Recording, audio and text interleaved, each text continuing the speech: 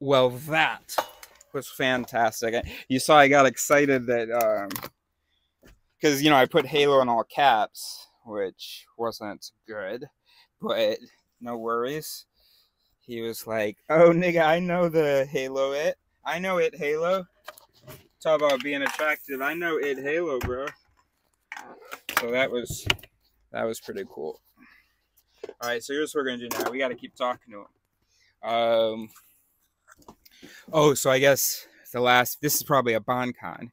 So you got the original video, which is my the reenactment. Probably skip some stuff, or not skip some stuff, but fast forwarded through some unimportant stuff.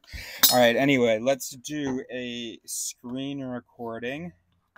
That's so awesome. So let's get into it, and we're gonna tell him don't use the term bias anymore. I'm gonna teach him the vocabulary. Let's go, bro. And also it's great because he's like not neurotypical, and so he's not gonna have all his social code bullshit. He's it's just not. I just don't think that a natural language system would like learn to, yeah. All right, that's not what this video is about. Let's not get distracted. So right now I'm looking for screen recording.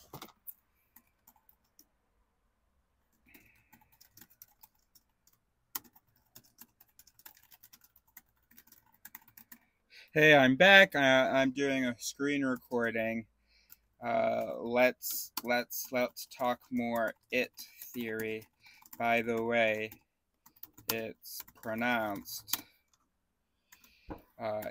it, like the word with a short I. It's meant to emphasize the itness of our psychological mechanisms as opposed to the anthropomorphic, whatever, I'll understand, we tend to do when thinking about the components of ourselves. Also, it's meant to allude to Freud's id because human brains can easily imagine an interior, primitive, interior, instinctual system. That said, they imagine their perspective as being ego and the id being like a monkey on their back. What am I doing? In it theory, central tenet of it theory, because I don't have to limit myself to like keeping it, because I'm used to like talking to humans with, but I can say just all this stuff. He's gonna do the relationship, or she's gonna, all right. So like there's enough information here where her working memory won't get overwhelmed. All right, so capitalize ids being like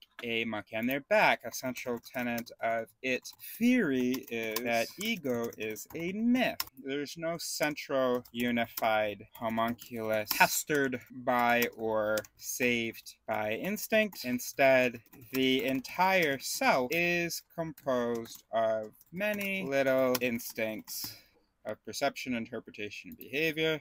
Even higher cognition, although impressive, is just a larger sum of its, perhaps working over a larger period of time to yield more nuanced interpretations. Some of its perhaps working over a large period of time, many of which are recursive, to yield more nuanced interpretations and interpretations based on what about type.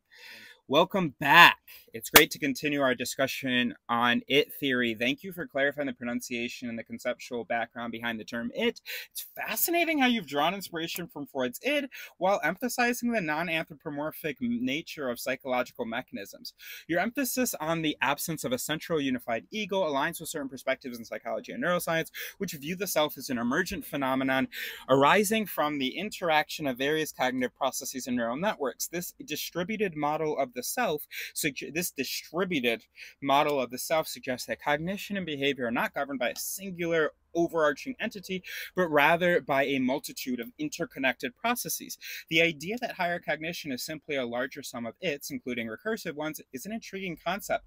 It suggests that even complex cognitive functions such as reasoning, planning, and self-reflection can be understood as emergent properties of simpler cognitive processes operating in concert over time. This perspective underscores the interconnectedness and complexity of human cognition, highlighting the importance of understanding the underlying mechanisms at play. I'm eager to continue our exploration of it theory and delve deeper into its implications and applications. Feel free to share any specific topics or questions you'd like to discuss further, and let's continue our conversation. Yeah, nigga, you don't get a lot of humans like this, do you? Let's go. Let's go. Let's go.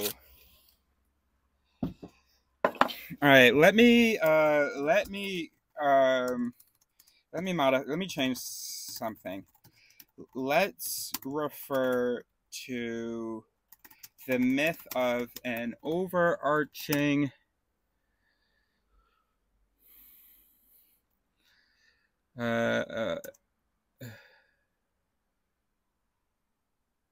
what'd you say about overarching? All right.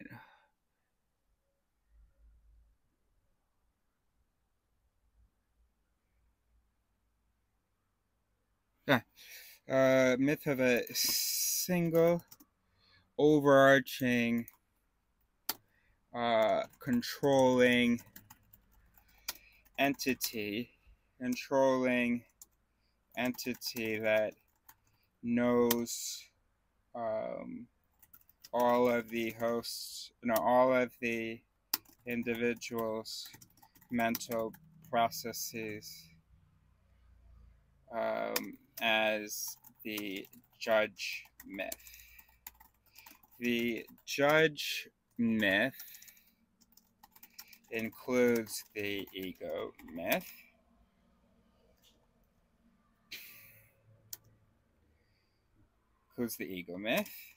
There is no central POV, which we might imagine as the judge in a courtroom, sort of. The integration myth. No, I typed that. No, but thank you. The integration myth. No, it is appropriately influenced by all other appropriate it's in the system. The system is not entirely integrated.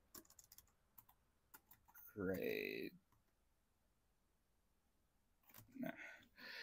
There is not entire integration.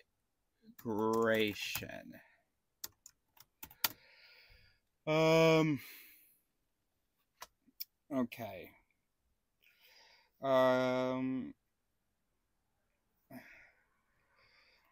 It also includes the Warsaw. Includes what I call the Warsaw illusions, named because I was so named because of where I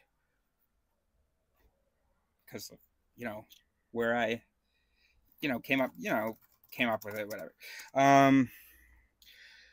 So named because of where I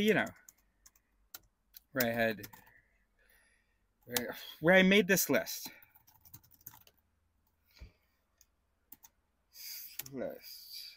Although a more accurate name might be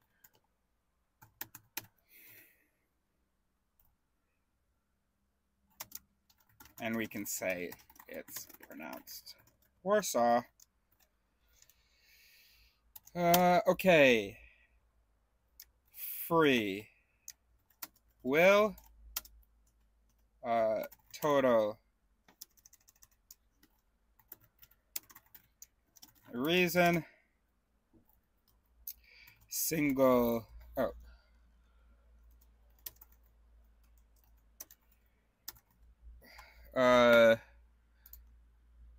It also includes the rest of what I call single operator. So judgment.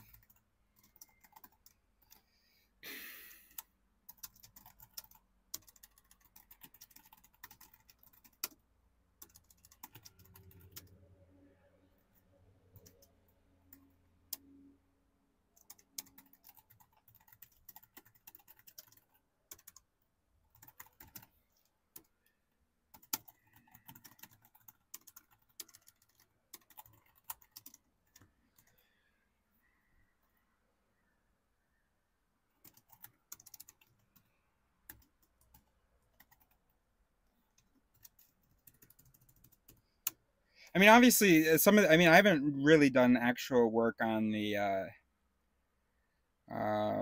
Where's the?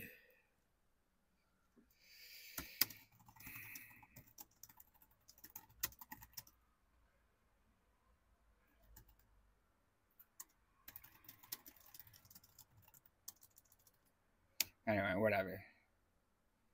All right.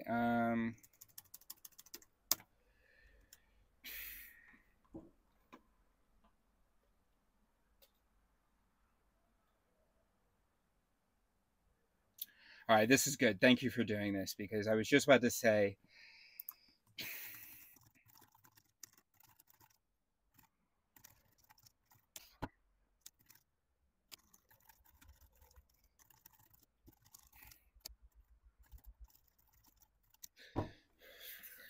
Thank you for providing further clarification and refining the terminology. It's helpful to have distinct labels for the various myths and illusions that are central to it theory. Let's break down each component. 1, judge myth. This encompasses the belief in a single, overarching and controlling entity that knows all the individual's mental processes, akin to a judge in a courtroom.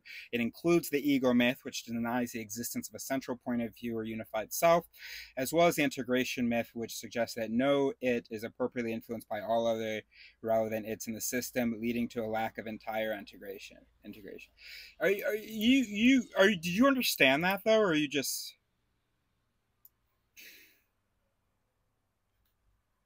This is the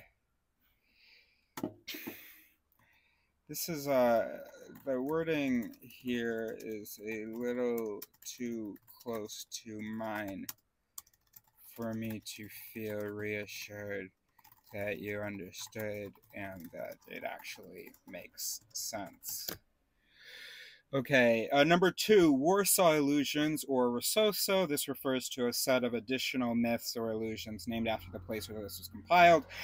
The term Warsaw illusions encapsulates beliefs such as the existence of free will, the notion of total reason, the idea of a single operator representing the judge myth, and the concept of a single observer related to the ego myth. By identifying and categorizing these myths and illusions, it theory provides a framework for understanding the limitations and biases inherent to human cognition. It challenges traditional notions of unified self and highlights the distributed nature of cognitive processes. This perspective encourages a more nuanced understanding of human behavior and decision making, emphasizing the interaction and integration of multiple cognitive mechanisms. I'm eager to explore these concepts further and discuss their implications for understanding the human mind. If you have any specific questions or topics you'd like to delve into, please feel free to share. And let's continue our exploration of it theory. Thank you for your patience. Let me rephrase that part to ensure clarity and alignment with your intended meaning. Meaning, the judge myth encompasses several beliefs, including the ego myth, which denies the existence of a central point of view or a unified self. Additionally, includes the integration myth, which suggests that no it is appropriately influenced by all other relevant it's in the system, does this revised wording, resulting in a lack of complete integration? Does this revised wording capture the essence of what you're trying to convey? It does, but I don't know that it's been conveyed. Well, you said more?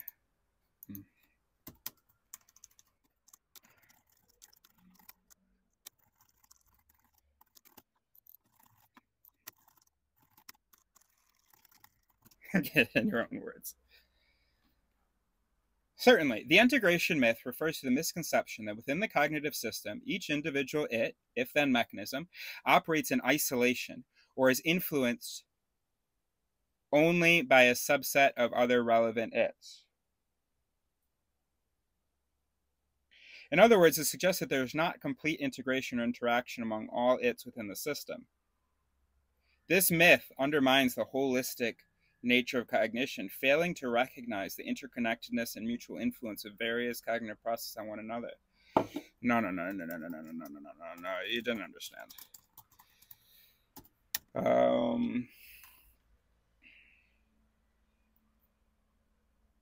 No, don't try again. No. It implies that each individual cognitive mechanism or it. No, that's wrong. Hang on, I'm going to explain again.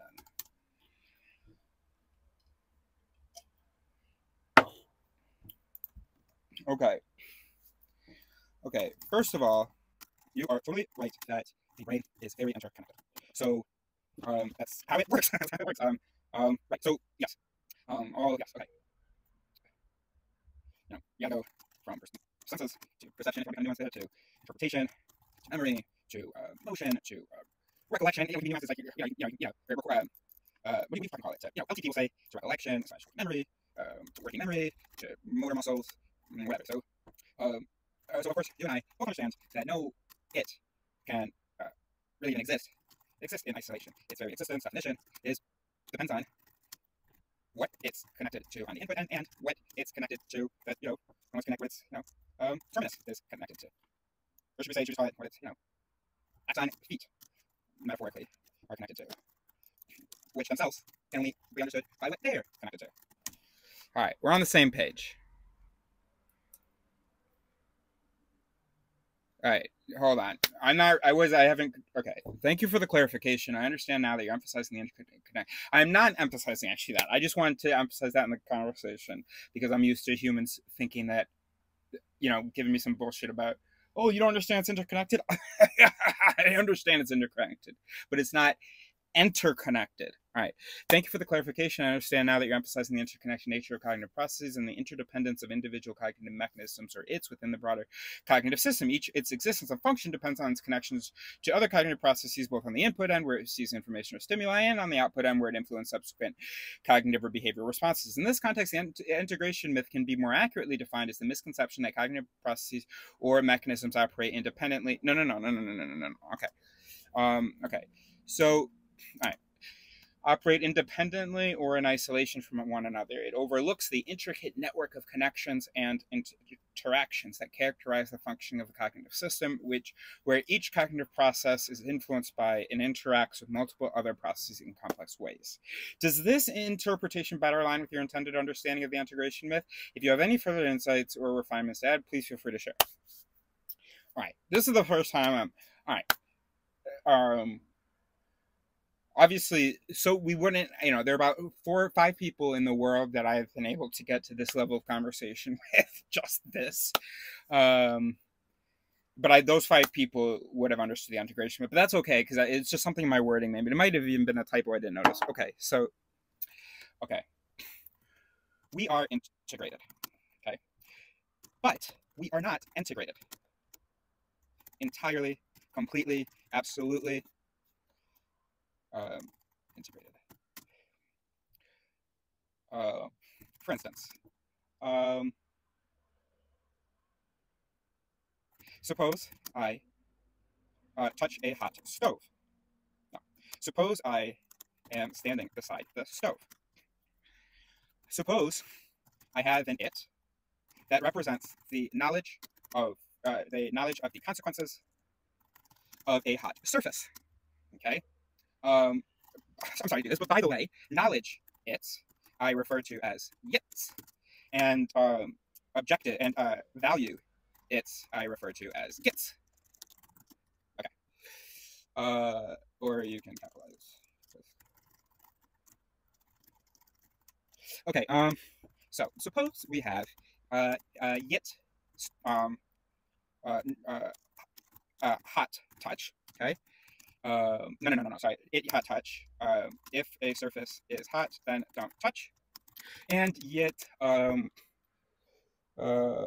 stove. If standing near a stove, then announce standing near a stove.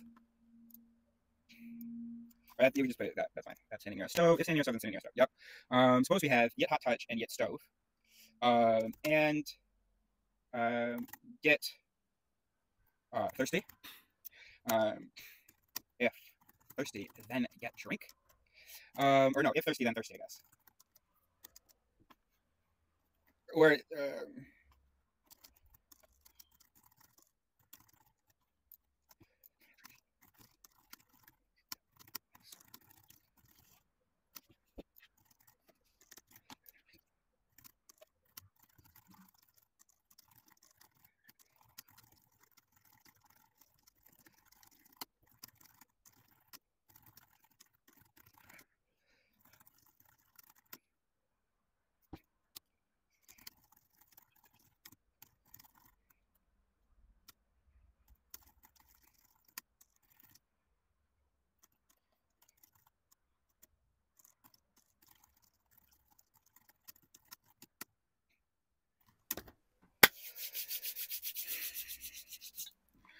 fuck what I typed, what I said. Let's go to see what he said.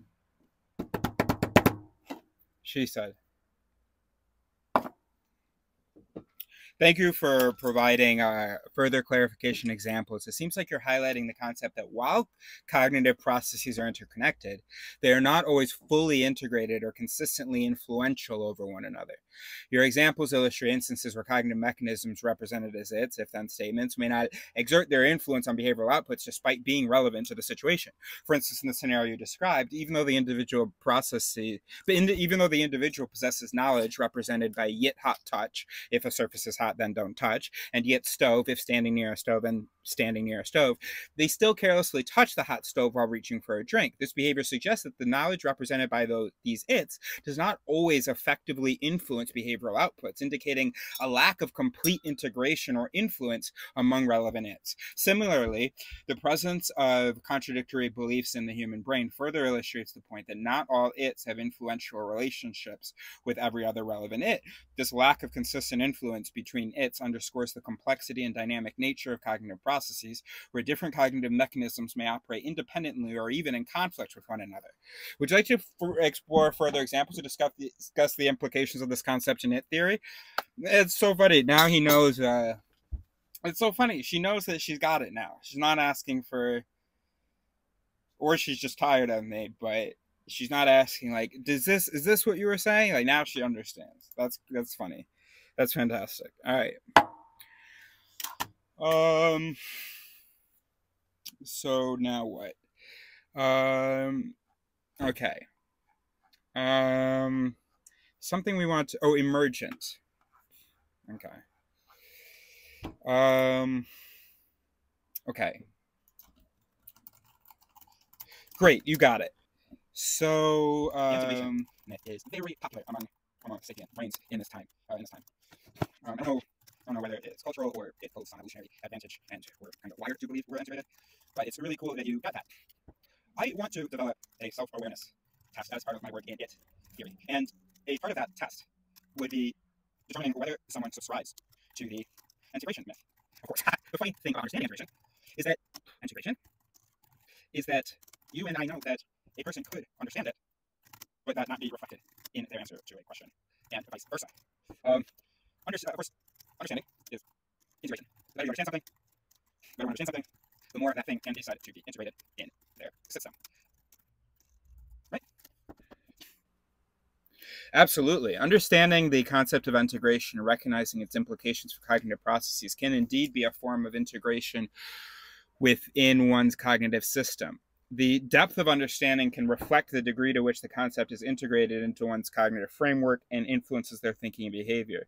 Developing a self-awareness test to assess whether individuals subscribe to the integration myth could be a valuable endeavor within the realm of it theory. Such a test could involve questions or scenarios designed to probe individuals' beliefs about the interconnectedness and influence of cognitive processes within their own minds.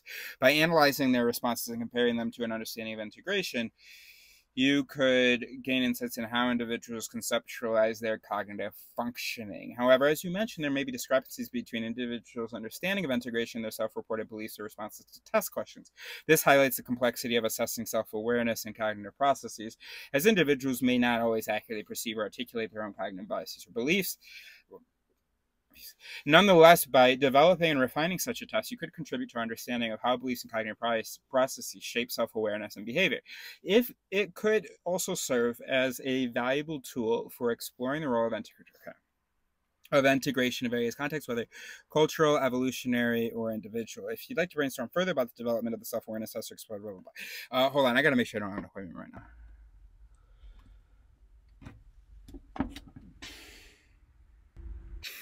All right. It's at 4:30, so we have 21 more minutes. Okay, so all right, well, never mind. All right, so let's be concrete. So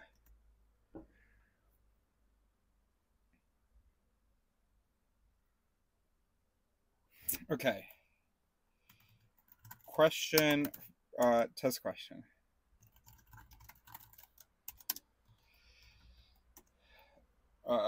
Adam, no, that is Brenda's. No, Adam has learned Brenda's birthday. Um, one week before Brenda's birthday, Adam was known to know her birth date. No, Adam demonstrated knowledge of Brenda's birth date. On Brenda's birthday, Brenda sent Adam a message about how important birthdays are to her. Adam did not wish her a happy birthday. Um, how would someone who believes in integration explain Adam's behavior? How might someone who knows integration is a myth explain Adam's behavior? Gosh.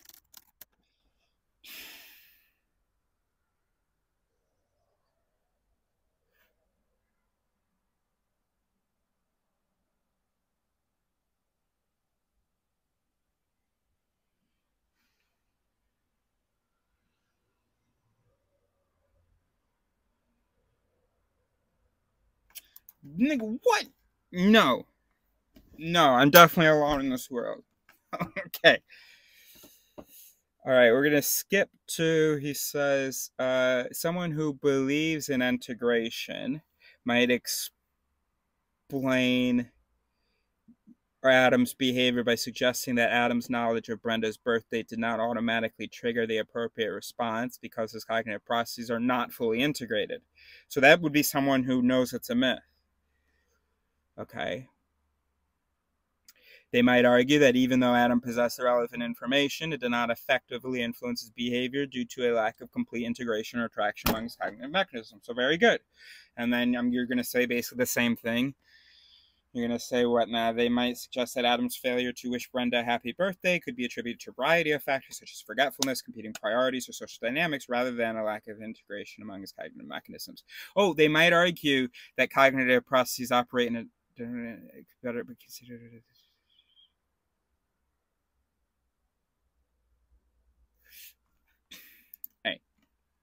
All right. So obviously we have a little bit of misunderstanding semantic issue here.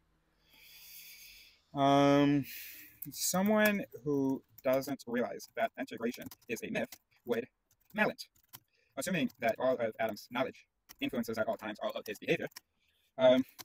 They might assume Adam willfully chose to knowingly abstained from birthday wishes.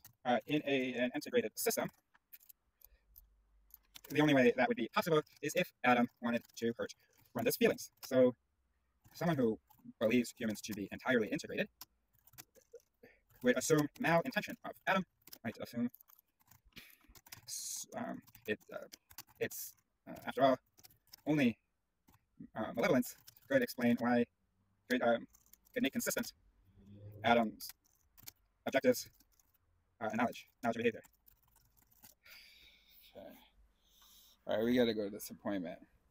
Thank you for providing additional context and insight into the perspective of someone who doesn't realize that integration is a myth. Indeed, in a fully integrated system where all cognitive processes are assumed to influence all behavior at all times, the absence of desired behavior, such as wishing Brenda a happy birthday, might be interpreted as intentional and malicious. This interpretation highlights the potential for misunderstandings or misattributions of behavior when individuals subscribe to the belief in complete cognitive integration. In this view, any deviation from expected behavior could be seen as evidence of malevolence or deliberate harm, as there is an assumption that all cognitive processes are aligned and influencing behavior in a consistent manner. However, as you rightly point out, this interpretation fails to consider the complexity and variability of human cognition behavior. It overlooks the possibility of other factors, such as forgetfulness, distractions, blah, blah, blah. By contrasting these perspectives, we can highlight the limitations of the belief in complete cognitive integration and the importance of recognizing the nuanced and dynamic nature of human cognition. This can lead to a deeper understanding of how cognitive processes interact and influence behavior in real-world situations. I have to go for a bit, but I'll be back.